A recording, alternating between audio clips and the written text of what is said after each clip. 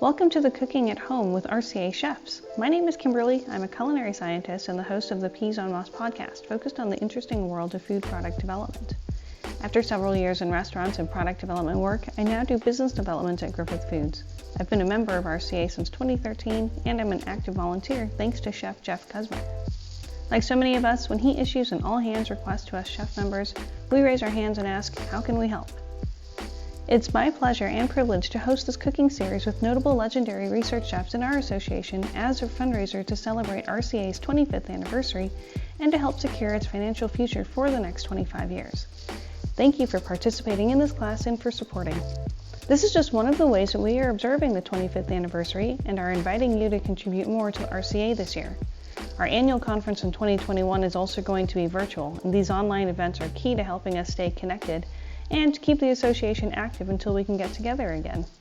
You can also buy the new cookbook collaboration, Culinology Under Quarantine, pick up brand new RCA member swag including chef coats, aprons, lab coats, and professional wear, and directly contribute to the 25th anniversary campaign on the RCA website, culinology.org. Again, welcome to this Cooking at Home with RCA Cooking fundraising series. It's a great opportunity to learn from legacy chef members and feels so much like we're joining for a dinner party in your homes. I'm thrilled to introduce Chef Hinnerk von Bargen, Culinary Institute of America instructor at San Antonio, Texas, and the CIA chef who created the Culinary Arts for Food Scientists program to complement Chef Jeff Kuzminer's Food Science for Chefs courses. Programs designed to help professionals embark in their efforts to earn the Culinary Scientist and Research Chef certifications. So without further ado, I'm excited to introduce you to Chef Hinnerk von Bargen. So first of all, thank you very much for having me here. I appreciate that very much. When Jeff contacted me, I felt honored and humbled that a prestigious organization like the RCA would actually ask me to do a demo, that Jeff feels I have something to contribute. So I'm very, very happy about this. I'm very grateful also. I want to give you a brief overview of what you've got yourself into for the next hour or so. It'll take me a good hour or something like this. I'll do 3 dishes, and they are based on street food, more or less. And Jeff and I had a good conversation, actually, what constitutes street food. Now we'll talk about this in a few moments. I want to first show you what I actually be doing. I guess you all have seen the recipes. You all have seen the shopping list. So if you do care, you can cook along. Now, I have to admit, I have prepared myself a little ahead of time because I'm sure you don't want to watch me doing everything here, like mincing onions and so on. These things are all done. So the first thing I'll be doing is a baked feta cheese. And what I have here for this is just some regular feta cheese right here. I'll be baking this feta cheese with a good amount of olive oil, some whole garlic cloves, some large pieces of scallions and mushrooms. And I've had this dish actually when I was on Samos in Greece a while ago. Now, they would not bake each individual portion. They would have this actually in a very big skillet where they would poach pieces of feta cheese in olive oil. And I found this actually the coolest idea. So needless to say, I have modified this a little bit for home use. And this has actually become one of our most popular appetizers I have here when I do have a party at home. I'm sure you all know how it works. You invite some friends to your house, and the party starts and ends in the kitchen all the time. So that's very kind of meaty. I like my open kitchen very much, and that's where I'll meet. And this is a cool dip. So I want to also explain now what else I'll be doing. I'll be doing some tuna empanadas. I've had something very comparable ones in Spain, a typical Mediterranean thing. For this, I have regular canned tuna, I have some pine nuts, I have some capers, I have some chopped olives, some goat cheese, and I will wrap those all in a little puff pastry sheets, which are prepared here. And this is a typical handheld hors d'oeuvre, if you will. The good news about this, you can prepare those way ahead of time, and you can actually pre-freeze them, and they can go from the freezer to the oven. So it's a very convenient little snack you can offer to your guests. The last thing I'll be doing is a Tunisian soup, actually. And Jeff Kuzma and I, we had some good conversations about this. the soup slash stew. Is this actually an hors d'oeuvre? Is this actually street food? Now, I've had this way back when I was in Tunisia, and I got to know this actually as a breakfast, a very popular breakfast there. And the way it normally works is they have a massive pot of this chickpea stew simmering along, and you would just choose a few condiments, whatever you like. I can show you around. I've prepared all these things. And I will, of course, show you how to eat this later on. We have tuna fish, we have capers, we have olive oil, cooked eggs, and so on. And you would choose any of those condiments, and then you would pour the boiling hot chickpea stew on top. Now, traditionally for this chickpea stew, you would actually crack an egg, a raw egg, into the bowl. Traditionally in Tunisia, would often use a pigeon egg or a very small chicken egg, and then the boiling hot chickpea stew would cook this egg. Now, needless to say, for an hors d'oeuvre version, that portion would be made way too large, and that's why I've just some hard-cooked chopped eggs to make this hors d'oeuvre friendly, especially by now in wintertime. Even San Antonio is getting a little colder. We actually had it freezing last night. And so this is actually a phenomenal appetizer. When the guests are coming in, I put the hot soup on the stove. People just help themselves to a little bowl of soup, but more about this also later on, more in detail. Of course, I need to also very importantly introduce my dear friend, Chef Sophia Sada. And she's actually the one to hold the camera. So she will switch the camera view very quick, if you can see her too. So she was kind enough to agree to help me out here. Hello. Today. So perhaps interesting to know that Chef Sophia Sada is an instructor, a full-time instructor with focus on Latin cuisines at the CIA, but Chef Sada is also executive chef in a recently opened restaurant here in San Antonio called Frida. And I've been there a few times. It is a phenomenal place. So should you ever a good wind bring to San Antonio, don't only come to see me, also check out Chef Sada's restaurant. It is absolutely phenomenal. Now, while we are ringing our own bell here, I also want to mention very quick, I'm also very fortunate that my wife, Ming, also recently opened a second restaurant. I'm beyond proud of her. It's called Ming's. And so she focuses on what she likes to call East Asian comfort food. She nowhere claims it to be authentic cuisine, because that's very hard to determine anyway what's authentic. But she makes food with integrity, and the flavors are truly spot on. So she focuses on noodle bowls, either something what many would call a ramen, but she makes very clear it's not ramen what she does. It's typical Chinese and Southeast Asian inspired noodle bowls. That's what she calls dry noodle bowls. And she's pretty famous for her steamed buns. You might know the Taiwanese steamed buns. They're called guabao, which she stuffs with a variety of stuffings. And she takes the liberty also to incorporate aspects from all over the world actually into her buns, and she has gotten very popular. Her suppliers actually, in a way, complaining, but also very happy, because he keeps on running out of those buns, because she buys so many now, and they become very popular in San Antonio that many restaurants actually follow and copy what she's doing. I guess that's not a bad sign. So, all right, so now that you know who we actually are, so again, thank you for having me. Let's just jump right in and start off with the feta cheese.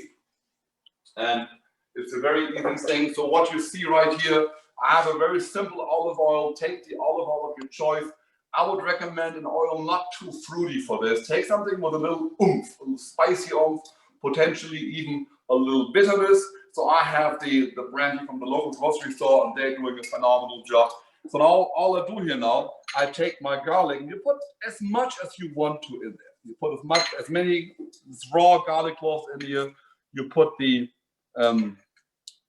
scallions, and there also here as many as you like. If you like a lot of scallions, feel free, put a lot in there.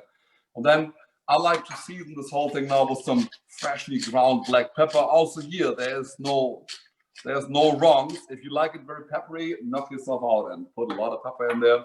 I personally like a little spice to it, so I have a few crushed red peppers. I put them on there. You could also, what is quite nice, put a few whole small dried red peppers. I would actually highly recommend either the famous Chile Pekin here in Texas or Chile Diablo. Those are actually two very good peppers which complement the flavor very well. Then We don't need salt in there yet because we all know feta cheese is certainly salty enough. This is actually a locally made feta cheese here from a store, and they refer to this as the French feta. Now this feta is more creamy. It's not as chalky as you often do with feta. And this feta also actually is a little less barnyardy. It is based on sheep's milk, of the sheep's milk cheese, but it has a little milder flavor. But if you like a real barnyardy oomphy feta, by all means, whatever your preference is. Olive oil goes right on top. And as you may or may not know, when we talk about the cuisines of Greece, they base their food in olive oil. So then an unusual thing, what I saw at that stand, they would top the baked feta cheese with all kinds of things. Among them were mushrooms. Now in Greece, they didn't have these beautiful beach mushrooms. They would just use a regular cooked mushroom. They would use sauteed peppers, sauteed onions on there. And so what I do, I just bake this all together. This all now goes into an oven-proof dish, and it goes right covered with some aluminum foil. Or if you have a dish with a tight-fitting lid, by all means, you can do it. Good news here also is you can assemble this the day before, like I did just now. I forgot one thing. Oops. Now for the mushrooms, you do want a little salt on it. You do want a little salt on it. Just add a little regular Himalayan salt. Why Himalayan salt? It just looks sexy when I'm doing it with a salt mill. Any regular salt will do just fine, but ideally it should be like a coarsely cracked salt. Cover it up, and it goes into my oven. I have a little toaster oven, works perfectly for this, and that goes in there for a good 20-22 minutes, give or take. And that's all there is to it. As I said, you can do this way ahead of time. There's no damage if it's assembled the day before, and it keeps your work in the kitchen really, really easy. All right, Kimberly, any questions yet? Any comments? No questions yet, Chef. Good. That might just mean I'm clear enough. All right, next one. For the next one, we have the tuna empanadillas. Well, we all know that the word empanada means in dough, so something in a dough. Now these ones are made with puff pastry. Gives you a very tender empanadilla. You could, of course, also use your regular empanada dough. A pie crust will work just fine. Now for this, first thing I'll do is kind of sweat some onions. And Sophia can come around here. What I have here, I have a regular skillet, and I have some olive oil in here, and I have some very simply minced onions right here, and they go into my skillet, into my olive oil. Now, do you have to cook these onions? I personally prefer to cook those a little bit, just for the simple reason, make them a little milder. But if you prefer the nosy oomph of a raw onion, it's certainly okay. You can do this. I just personally like to cook them just a little bit. So let me just get the hood on here. It was not too noisy for you guys. So you just cook them a little briefly, make them a little sweet, milden them just a little bit. So if you like them really sweet, feel free. You can cook them for a long, long time. It's absolutely okay. You like to caramelize them a little bit, by all means. You can do all this. And then I have also a little garlic right here. Now in this case, I minced the garlic very fine, almost into a paste, what you can see here. The result there is it's going to be a relatively aggressive garlic flavor. If you like the garlic a little milder, you can of course slow cook the whole clove and make them in there, gets you sweet, much milder garlic flavor. It's all a matter of your personal preference. Chef, please, you would mince the garlic then after, right? If you wanted to, if you roasted it or cooked it whole, you'd mince it afterwards and then incorporate it. With a fork or something. I wouldn't really mince it per se because it's very, very soft. I would just on the cutting board just mash them up a little bit. Thank you. But in this case, you can really smell here right now that the garlic is doing its job. It's been so I minced the garlic an hour ago or so. It's really doing its job. So give us a relatively aggressive yet cooked garlic flavor. So again, personal preference, how long you let it cook. I like to leave a little crunch behind. So this one goes into my mixing bowl right here.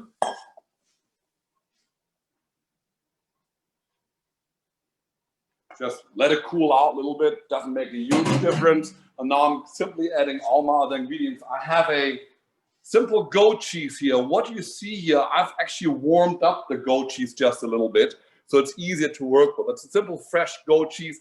If you don't like goat cheese, you really don't have to use it. A cream cheese will do the job just fine. Ricotta also works fine, even though I'm not too fond in this case of the ricotta's texture. So kind of mix it all together, get some capers in here. There was also an interesting conversation I had with Jeff about this. Jeff was concerned that we repeat a couple of ingredients in this demo. I have capers here, and you will see capers later on in the leblebi, in the chickpea stew. And I have tuna here and later in the chickpea stew. And so Jeff was a little concerned if that's okay to repeat ingredients. I personally feel it's okay. It's absolutely okay because I feature them in complete different ways. And in these days, we also like to cross-utilize our ingredients and make the best out of it and keep the shopping list a little shorter. And you will see later on that these ingredients will shine completely different. I have some chopped olives. Now the recipe suggests green olives. I took a mixture of green and Kalamata olives because it just tastes nice. You use whatever olive you like for this. Whatever olive you actually enjoy, mix it all in. I have a couple of pine nuts. If you have a concern about allergies, anything, you don't have to add pine nuts. I just enjoy that crunch in there. Fold them all together, mix them all together. And you might have realized by now, I'm actually not putting any, I haven't put the tuna in there. And that's for a reason, because the tuna goes in last moment. I want to fold it in very gently because I want to make sure that I feel pieces of tuna in there, which gives you a phenomenal mouthfeel. The tuna itself, the fully cooked tuna, of course, is a little chalky, which then again is complemented by the relatively creamy remainder of the other stuffing. So I'm very, very carefully just fold together to have visible chunks of tuna, but I can't have them too big, of course, because my empanadillas are relatively small. At this moment, the options are herbs in there, if you like. Some lemon juice is nice in there. A little acid doesn't even hurt, even though the goat cheese provides you enough of this. If you like some cracked pepper in there, by all means. Some pepper doesn't hurt. Very common in the cuisines of Spain, some paprika. In this moment, I would shy away from smoked paprika because it kind of takes over the flavor of the tuna. But then again, it's your preference. Can we add some spiciness to this? By all means, if you would like to do this. If we talk about the integrity of Spanish cuisine, it is not particularly common to have spicy food. Very aromatic, but not overly spicy food. Very important before you start filling those babies, give them a quick taste. Give them a quick taste. Make sure the filling is good. That's pretty badass. I like that. So if you like a good tuna salad, now in the most simple form, what we can do with this, we can put it between two slices of bread and grill it. We have a phenomenal tuna sandwich. I make an empanada. So all I'm doing here, I'll put a little bit on the lower end of my puff pastry. And you may or may not see in the video, tuna in my mouth. You may or may not see in the video, I've actually ducked the puff pastry with a fork. You might see that, I don't know, the video shows us here, there's some holes in there. And I've done that for the simple reason, so the puff pastry will not puff up too much. I want a little puff, but not too much. Chef, please, how big of rounds did you cut? This one is, I would say, 3 inches. Yeah. About 3 inches, but you can make them as big or as small as you want to. I just personally, for an hors d'oeuvre reception, I like to keep those a little smaller. So, but you can, if you want to have these one more for like an entree or appetizer situation, feel free to cut 5-6 inches. So this is going to be more like a true hors d'oeuvre, more like a 1 or 2 bite affair. Fold them over.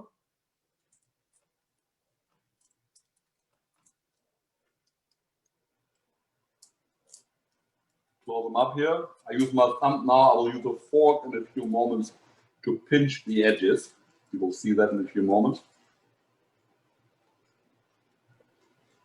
Comments in the chat box are that someone wants a grilled tuna sandwich now. I'm glad I can even inspire you. But I'm telling you, this filling is very, very versatile. Even as a lettuce wrap, it's phenomenal. Yeah, and the grilled tuna sandwich, it is fantastic. If I make a grilled tuna sandwich, I might just even incorporate a little cheese into the sandwich. So I would probably add a slice of cheese onto the bread before I fill it. That kind of helps to protect the bread from getting soggy. Even though the filling, you will see, is not moist, not very moist, so it keeps it very dry and crispy anyway. So now, important, I want to make sure that those babies don't open up, and I have just a simple fork here. I just pinch or trim the edges to make sure it doesn't open up during baking, because the puff pastry will puff a little bit. We had a comment in here from Jerry. I don't know, Jerry, if you're in a spot to be able to unmute yourself and make your comment to Chef directly. Please go ahead. Yes, I'd love to hear it. I'm actually using a pierogi maker, so I cut 3-inch squares. I mean 3-inch circles, and now I'm just filling them and shaping them. And look how nice they're coming out. They're really coming out. Really Show me. I can't see the picture. I want to see it. Here. Sorry. Oh, no, oh, nice. They look good. You're doing a fine job there, Jerry. It's very easy to make. All right. That's of course also the whole idea here. I don't want to. None of us at the CAA wants to show you that we are all great and badass chefs. That's not the point. The point is something. If you go home today and say, "Well, that's it. I can do this too," then I've done my job. That's the whole idea behind it. But I'm glad to see you coming along. It's really cool. All right. So next thing, really important. Whenever you work with puff pastry, you want to brush them with some egg wash. So all I have here, I've taken an egg and I've beaten this, in this case, actually with water. And the only reason I beat it with some water is so that the egg is very, very runny and doesn't get all snotty. That's really important. So beat it well. You could even use a blender if you want to make sure it's really homogeneously mixed. Now we could, if we wanted, I've seen some chefs do this, put also here some paprika powder into the eggs. It gives an interesting color, but I personally prefer not to do this. I'm gonna just brush it with the egg wash, and basically you're done so far. And as I said, these ones now could go into a freezer if you don't want to serve them right away, and you would freeze them on the sheet pan like this. Freeze them individually. Once they're fully frozen, you will have IQF empanadas. And they can go, when they have the small ones, they can go straight from the freezer into the oven. The bigger ones, if you make them bigger, you may want to think about defrosting them a little bit. Chef, we had a question about other dough types that you could use. Could you use a phyllo dough? If I use a phyllo dough, I would make it like a strudel kind of. I wouldn't make the empanadas. For an empanada, the phyllo dough seems a little too fragile actually. So I would make it like a tuna strudel, just as delicious, absolutely delicious. What you also could do, you could buy, you can take the phyllo dough and bake it into cups. And then you have those phyllo dough cups, and all you do is just fill those cups with the stuffing. You can make some. You could buy a wonton wrapper and fill them with the stuffing and then deep fry them. That's a nice snack too, gives it the extra crunch. The virtue of the puff pastry here is that it gives you a very tender exterior. So since we want to see how they look like later on, they now go to the oven. And I have my oven preheated to 425. That might sound a little high, but puff pastry always needs a good intense heat in order to get the good puff. Otherwise, they end up becoming very, very doughy. So they go right in here now, and they bake for about 10 minutes or so. So let me make sure I don't forget this. Hey Siri. Hey Siri. Set timer 10 minutes. Okay, 10 minutes and counting. I got the Irish Siri. I love the accent. They didn't have a German Siri, unfortunately. German accent. All right. So this is it. This is it for this now. And so let's clean up just a little bit. We have our feta cheese in the oven. It's cooking nicely. So are there any other questions right now? So far, so good. Good. We had an LOL about the IQF comment, so that's pretty good. Look who's here. The tasting just arrived. Yes. Hi. Hello. The famous restaurant owner in San Antonio. So Ming is going to help us to taste later on and express a mostly very honest opinion. So thank you for joining us. Mostly honest. Very honest, trust me. If I'm fishing for compliments, I will never ask my wife. Very, very good. All right, so let's jump in right to the levy, the Tunisian chickpea stew. And for this, what I have right here, what you see right here, these are the chickpeas, which I actually soaked them for a day, and then I cooked them. And when you soak them, they actually cook relatively quick. The question I always get about this dish is, can I use canned chickpeas? Absolutely. Canned chickpeas are just fine. I personally, however, I have an issue. Yes, was that a question or something? No? Oh, that's my dog barking outside. If I personally have an issue with canned chickpeas, canned legumes in general, because a legume is an inherently very, very shelf-stable product. By putting it into can, then cooking it, and then basically increasing its weight, we're putting a much larger carbon footprint on the whole thing as it normally would have. So I personally, whenever possible, I use a dry legume, cook it myself. But if you just don't have the time, the resources, the space to do this by yourself, a canned chickpea will work just fine. But let's jump right in. We start here. Tunisian cuisine, of course, olive oil. Olive oil, left and right, typical North African dish. And also those cuisines, they do not hesitate at all to be generous with the olive oil. So I'm gonna just heat this up, heat up my olive oil. The first thing I'll do, I'll sweat them onions. And you will see that the final dish will look very, very Indian, actually. That's perhaps also interesting to know how all these Indian flavors make their way not only into the North African cuisines, also into the cuisines of the Middle East, especially Saudi Arabia.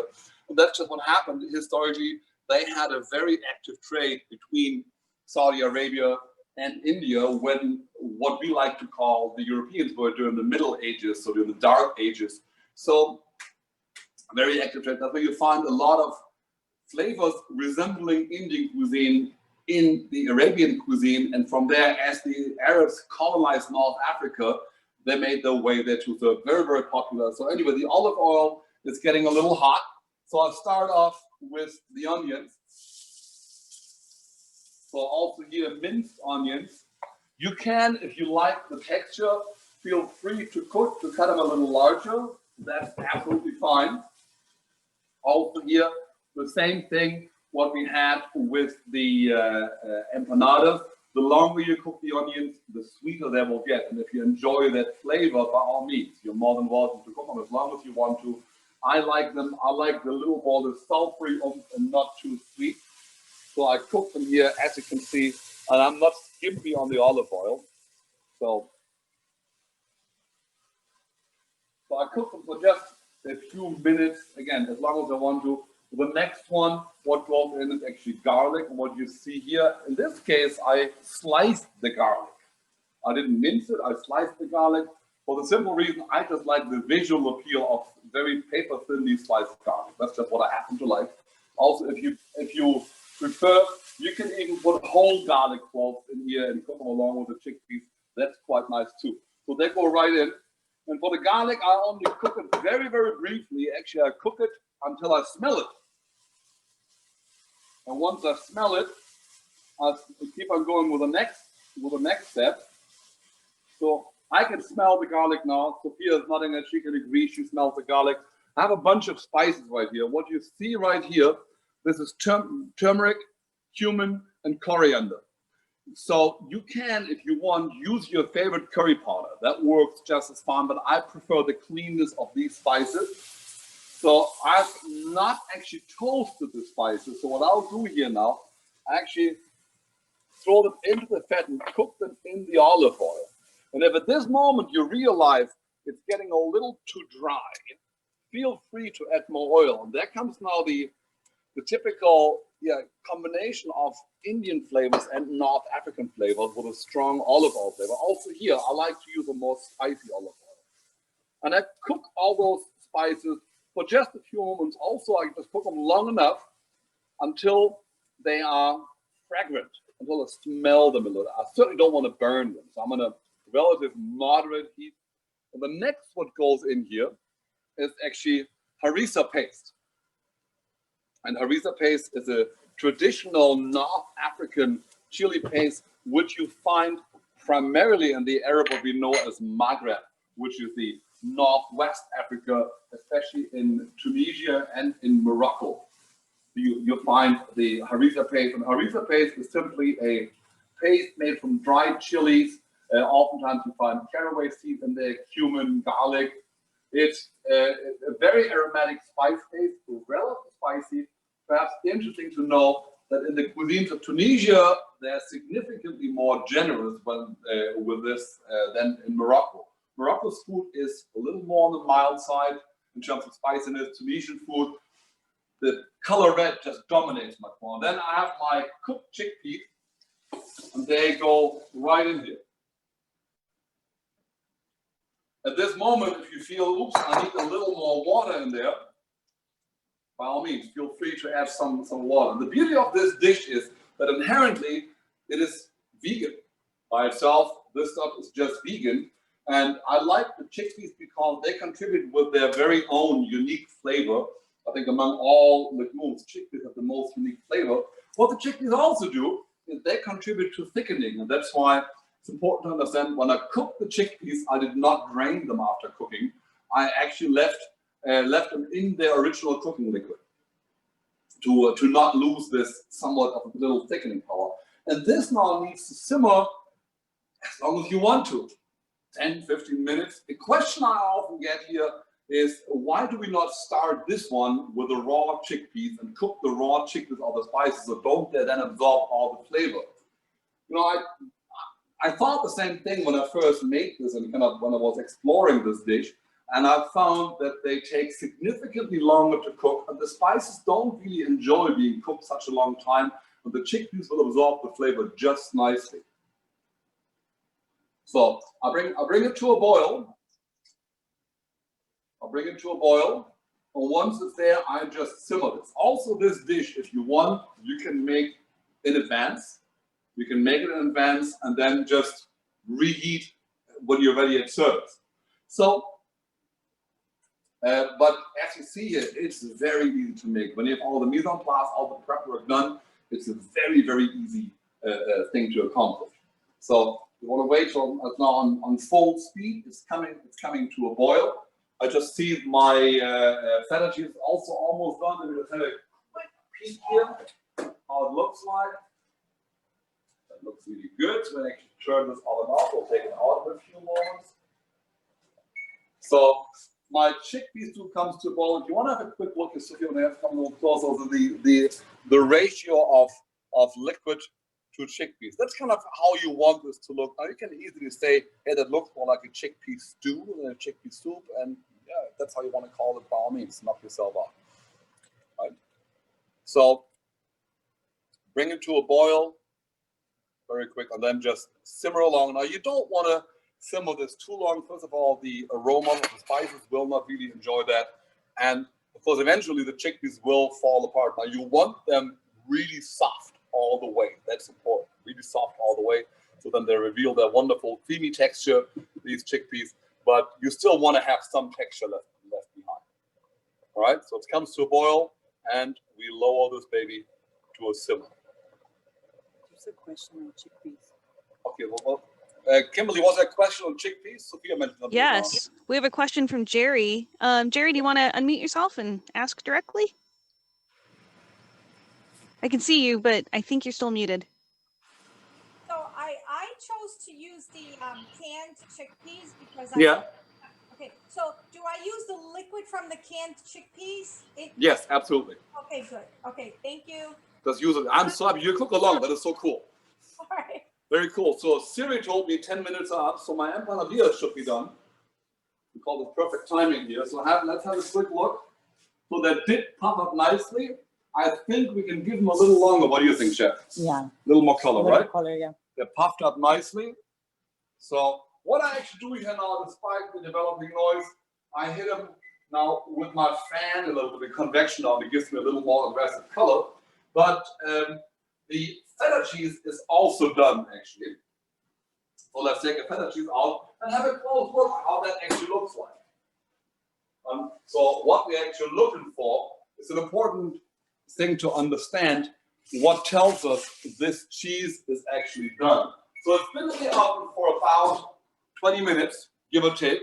Well, let's open this baby up. Can you see this here? So what you want to see is, what you see right here, some very lazy bubble that everything cooks ever so gently in the olive oil. If you look at the cheese, if you look at the feta cheese, it's actually very, very tender.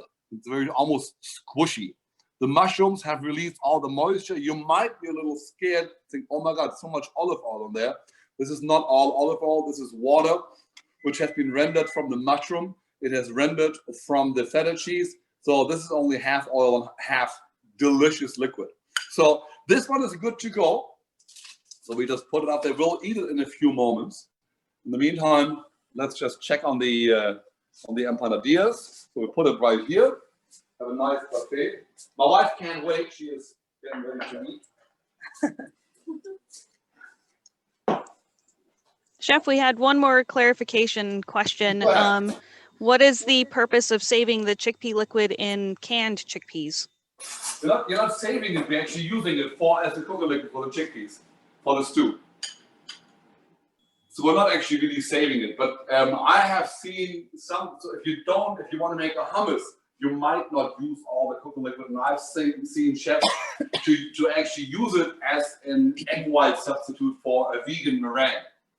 I'm sure Chef Saad, have you heard about that too? Yeah. Yeah. I've heard about it. Have you tested it? Yeah, it's not the same. It's not the same. It gets a little frothy. It's kind of, I don't know. When I see these things, it often seems like when chefs do this, look at me what I can do. And it's not the same thing. There's a lot of delicious vegan dishes, and when I make vegan food, I don't try to replicate what a non-vegan item can do. I just enjoy the regular vegan food. All right. So this is almost done, and this is just a phenomenal dip. We'll eat this in a few moments and talk all about this.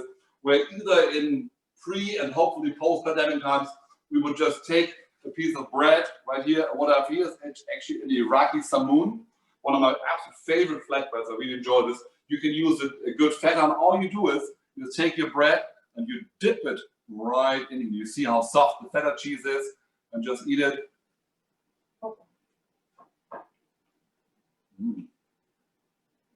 That's pretty badass. I love it. Love it. All right. So the empanadillas should also be almost done. Yeah. Perfect color. I'm leaning in to try to smell it, even though I know I can't. Perfect color.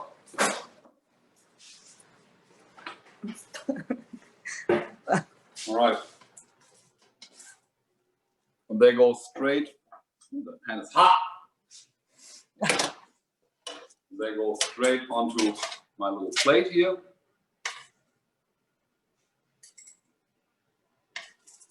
And as you can see here, they're puffed up nicely. So unlike other empanadas, the multi-layered texture of the puff pastry will contribute greatly to the overall flavor. So they go right on here. So we can all taste them later on. Jasmine, you want to taste one? Mm-hmm. My wife can't wait. I know it's too hot. I wouldn't. It's gonna be Yeah. boiling hot. They actually cool out very, very quick. Yeah, I would.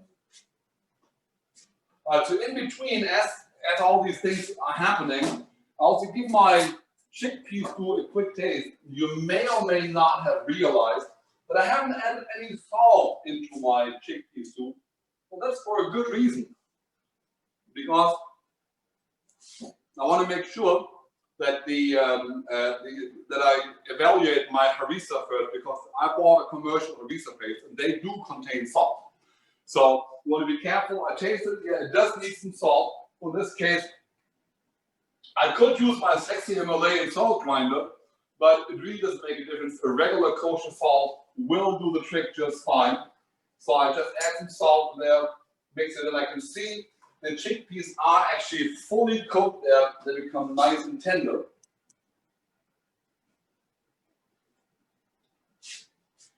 Mm. Mm. Mm.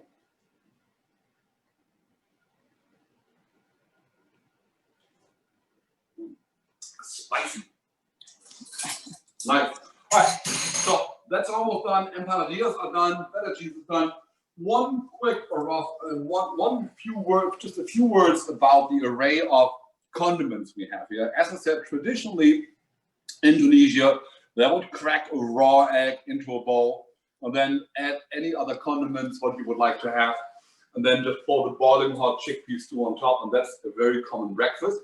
To make it easier, more user-friendly for an hors d'oeuvre type situation, I have, as I mentioned earlier, taken the eggs and chopped the eggs. And there's something I want to show you all very quick. I'm sure many of you will know that trick. Some of you might not. To actually cut the eggs is very, very easy. So what I have here is a wire rack. And then I have left one egg uncut. It's just a fully cooked egg. And all I'm doing is just, I'm pushing it through the wire rack into my bowl, and I have some nicely chopped eggs. Actually, also great for egg salad.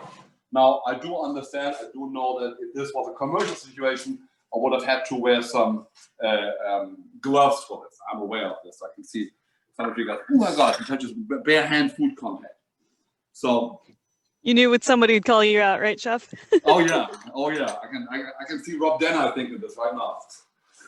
So chickpea stew is ready. It's well seasoned. So I have my bowl right here. Let me just do it later, make it easier. I have my bowl right here.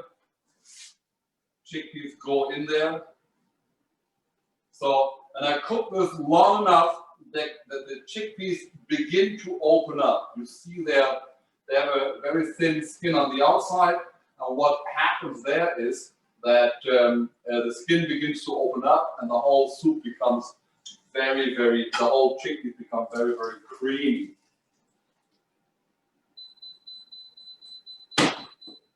All right.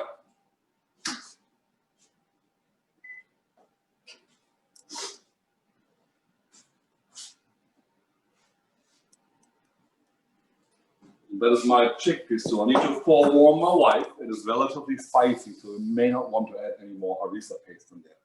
So again, common condiments are lemons. Adding in some acid is really nice, especially in the last moment. A fresh squeeze of lemon juice is phenomenal there. You don't want to add the lemon juice while you cook the chickpeas for a variety of reasons. First of all, long cooking will diminish the fresh flavor. And of course, also if we cook them in an acidic environment, they will take much longer to cook. Harissa paste, for those who like it really spicy. Scallions for a fresh sulfury bite in there. We have cumin. People love cumin in the region. Here we have, this is just some simple stale bread. And stale bread in this case works best. It just happens to be the samoon, the Iraqi flatbread. Any pita, any bread works just fine for this. It just needs to be a little sturdy because this is being put into the soup and the bread soaks up all the goodness and tastes phenomenal. So if it's a very soft bread, it might just disintegrate. We did talk about the eggs. We have some olive oil to make the whole thing a little richer, creamier. Capers, and then we have some the tuna.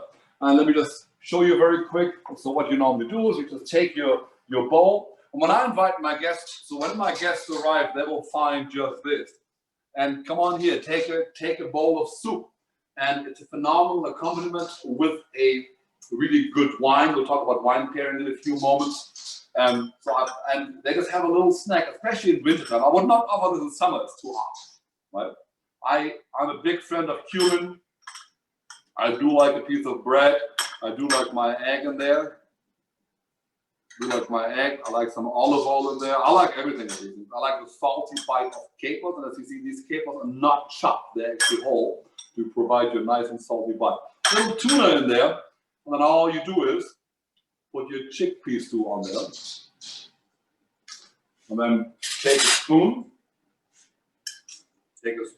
mix it up just a little bit. And this is a phenomenal little opener with a bottle of wine, with a glass of wine. I love that. That's really, really good. Oh my God. Yum. Yum. So jealous. And again, the question is this an hors d'oeuvre? Yeah, you can easily serve this in a entree type concept. Easy as an appetizer. It fits everything. And these days you can really say the gloves are off. You can do whatever you want to. The culinary world has become much more casual, much more easygoing. We can pretty much do whatever we want to. And this is a phenomenal thing for a meal kit type situation, easy to manufacture. It's a cool thing. The empanadas, anyway, they're cool to commercialize. The feta cheese is a little hard to commercialize. That's just something for you and your friends, at home. All right, Kimberly, are there any questions for now? No questions, but folks who are cooking along, would you like to get spotlighted, and I can show Chef what you all have done? So feel free to unmute. I'm going to move us to a gallery view so you can all see what I'm seeing. I'm actually flipping through everyone's videos and seeing what everyone is up to. So, all right, I'm going to go to gallery view here. I see this chat is really active. Oh my God. That's pretty cool. Hopefully you can all see gallery. If not, please switch yourself to gallery. But in the meantime, so my wife wants to start, have some food, and actually, what I will do now, I will change the view here, and Sophia and my wife can take over. They can express their thoughts. So it's time for them to talk a little bit. Excellent.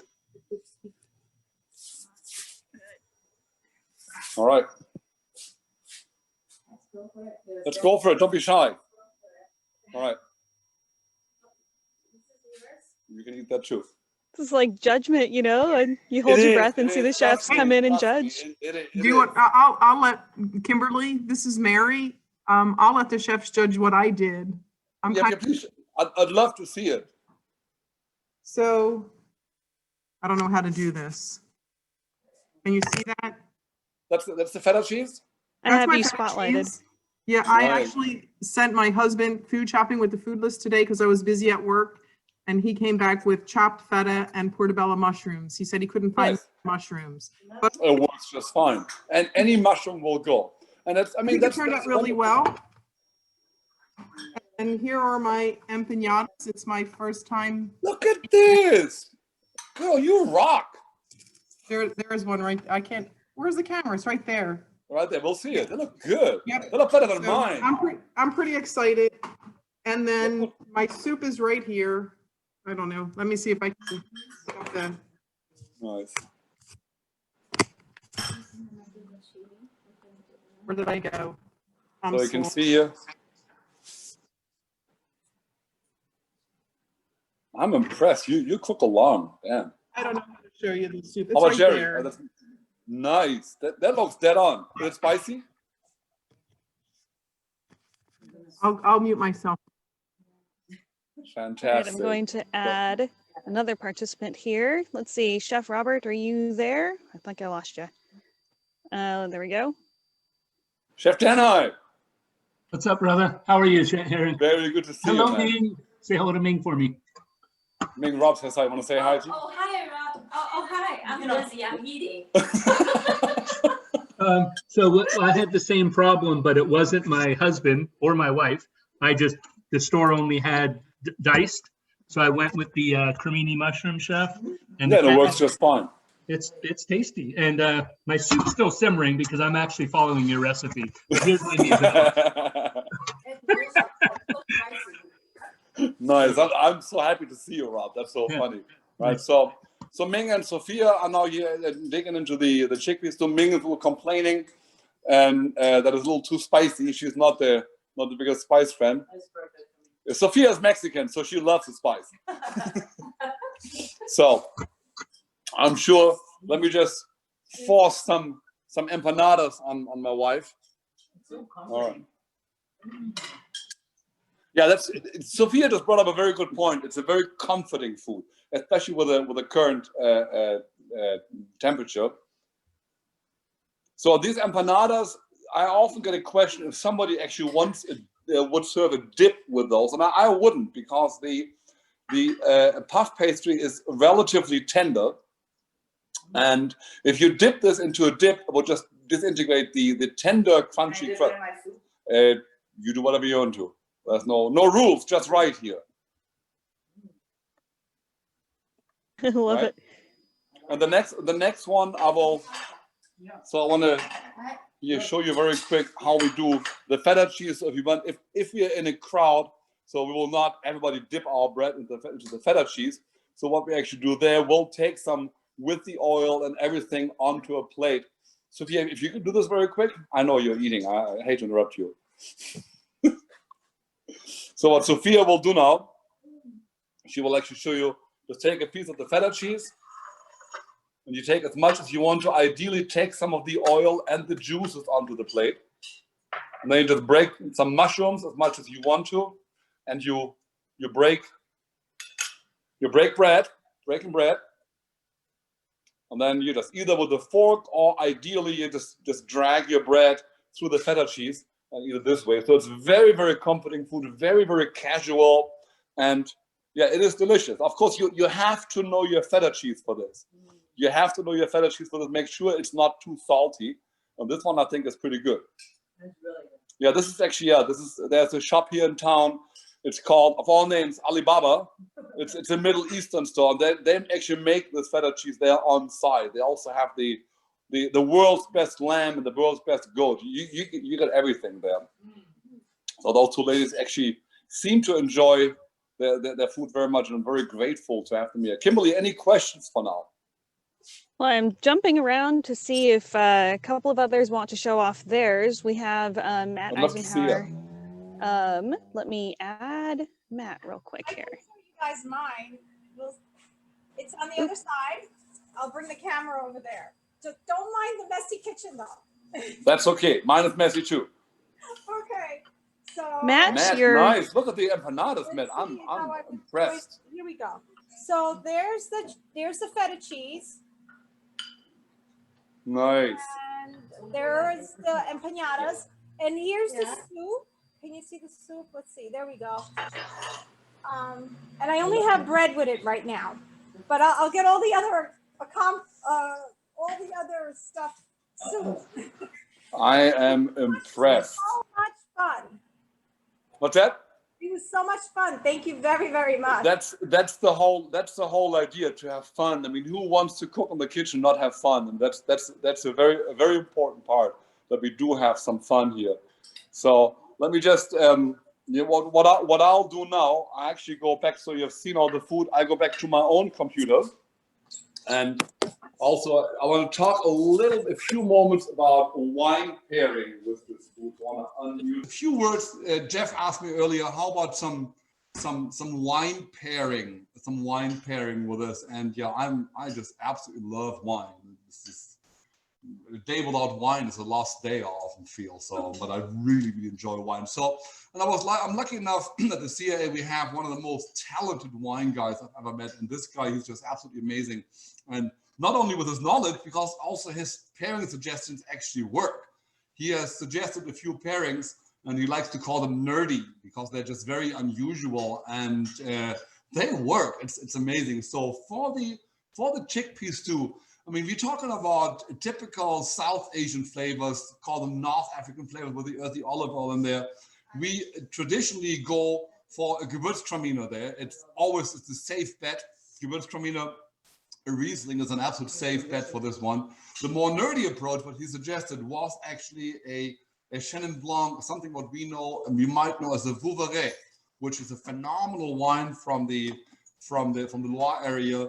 And if you use a semi-sweet wine, it's phenomenal. I've had this Vouvray once and I was blown away. I bought this once for my birthday, and I made a duck consommé with some foie gras in there. The problem was the guy who recommended it was a different one. He was very much focused on the foie gras, and this is a phenomenal accompaniment for foie gras. It didn't go too well with the soup. But then we had one bottle left. It was kind of, was bummed what to do with this. And one day, my wife and I cooked a bowl of clams. You can't have clams without wine. It's not impossible. And then the only one we had left was the Bouveret. And I was desperate enough to just drink it. I was just blown away. And then Fabienne, my friend, he told me, yeah, of course it's good. Bouveret with clams, it goes extremely well. So Bouveret, phenomenal combination with this one, with the chickpea stew, with the feta cheese, the briny saltiness and the umphiness of the whole garlic in there, and scallions and mushrooms, little earthiness in there, olive oil, slightly bitterness. He would go red. And so something from the Côte d'Iron, a French Côte d'Iron wine, would be really, really good. Now I don't have a fetish for French wines. I'm diverse. I like all kinds of wines, but this one is actually the strong earthiness of a Côte d'Iron is phenomenal with this one.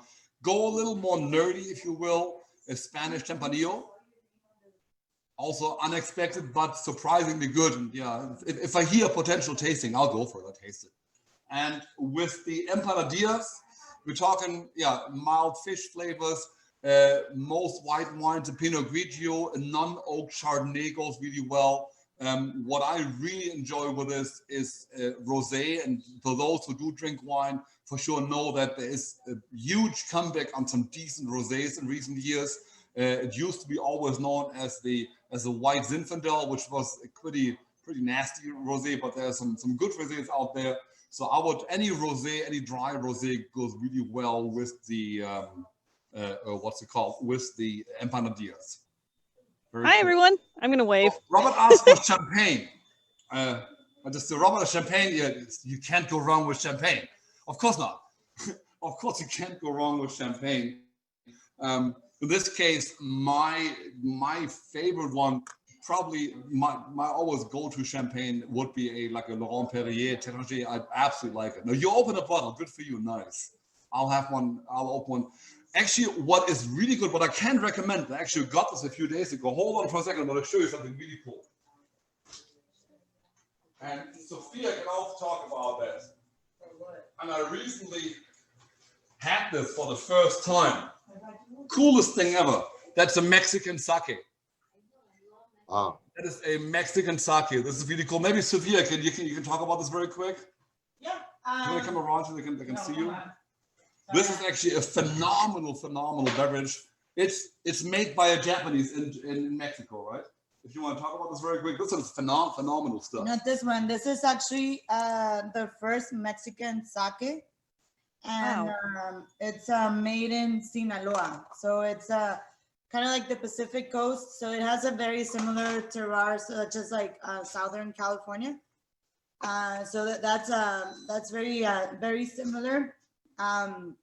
It's a semi-dry sake, and it's a little bit on the more dry side than the sweet side, and it's a very light sake. And I know that Hinnerk and Ming, they love sake, and so when I go to Mexico, I bring them back a bottle because they only sell it over there.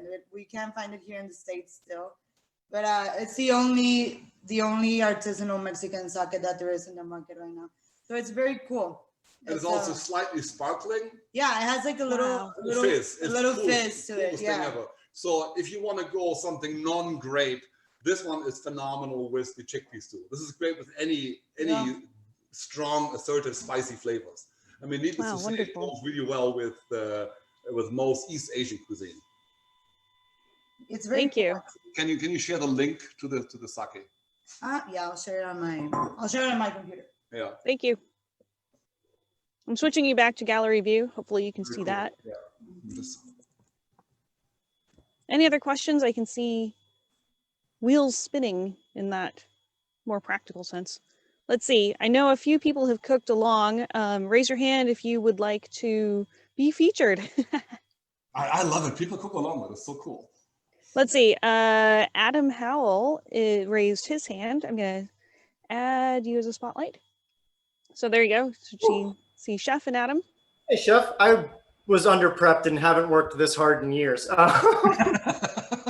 Let's see. Nice. see what we can do here. Boop, boop. So it's the kitchen action. I love it. we have our soup, Nice. which was okay, not too bad, and the goat cheese. I also don't read instructions, so I did not cut the scallions the right way. There's no wrong or right. If you cut them very small, oftentimes my wife from a restaurant, she brings, when they have an excess of cut scallions, we just use those cut scallions and they're fine. You do whatever you want. There's no wrong or right. I just like the bite of a whole cut, like a 2-inch piece scallion. But yeah, anything goes. No wrong, no right. Fair enough. The empanadas, no mas. I don't work with dough very well, so they're a disaster. Are they? I'm sorry to hear that. That's me. but you know what? I'm still blown away. So this is actually the first time I've seen this. That so many cook along. I love it, right, Sophia? It's really cool. Absolutely love it. I feel blessed. Very cool. Thanks so much. There was a question. If you cut off the green of scallions and use them, yes, you can just put the white root part, leave an inch on there, and they will keep on growing if you put them into soil. Lettuce does the same thing. Or like eating with your hands. Nice. Nice. Very cool. Other questions? Enjoying it? Very cool. So you all saw the link. So Sophia just shared the link for the sake.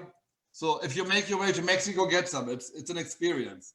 Something if for the least, it's unexpected to have something this great as a Mexican sake. I did not see that coming when I had that for the first time. My wife and I went through the whole bottle in one night. Yeah, I had a preconceived notion of sake. Very cool. Yeah, somebody's doing a sake run. Love it. Love it. Very cool. Any final questions? Anyone else want to jump in and show off what they have? Trying to see everyone here. I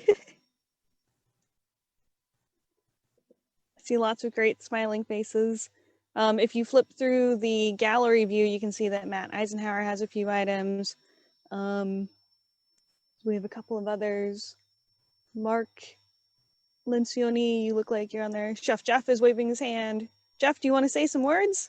I do. Spotlight you here. Okay, here you go. First, I wanted to say hi to Robert, who mentioned that I had a very attractive forehead. Thank you, Robert. I wanted to also, I did try and respond to a couple of chat messages, but obviously I'm an old guy and I don't know how to work it, so I'll answer now. That was one. The other was Ming's Restaurant. It's in San Antonio, obviously, 914 East Elm Road or Street. You can correct me. Elmira. Sorry? Elmira Street. Elmira Street, San Antonio. And her website is mingsthing.com. I also wanted to mention. Go to Instagram, Ming Thing on Instagram. Yes, absolutely. I just also wanted to re-show Chef's book, Street Foods, just in case anyone's interested. It's an excellent book. It'll tell you all about street foods all over the world, including some of the ones you saw tonight. And of course, our first culinology, the intersection of culinary art and food science, which is the first culinology book published 2016, Wiley. That's available. Also wanted to say hello to all my friends who are on this call. Mary, Robert, Jeff Crace, Jerry, thank you so much. Monica, I haven't seen you in I don't know how many years. Lauren, nice to see you again. Adam Samin, Sarah, Jamie, Sandy, Hadley, all my friends. Great to see you again. Also, I did want to mention that it was recently Ming's birthday. And I did say I would say happy birthday. So happy birthday, Ming. thank you all so much for attending the Cooking at Home with RCA cooking class. I hope you had fun. I sure enjoyed it. Thank you, Chef Hinnerk, for teaching the street foods class. I'm excited to make these items for my family soon. It was really wonderful to follow along, meet Chef Ming and Chef Sophia. Thank you so much for inviting us into your home and sharing your recipes with us. It's really been a joy to participate in the cooking series, and I'm looking forward to next month's class. Many thanks again to Chef Hinnerk von Bargen, Chef Jeffrey Kuzminer, and the Research Chefs Association. Visit culinology.org to find out about next month's class and to sign up.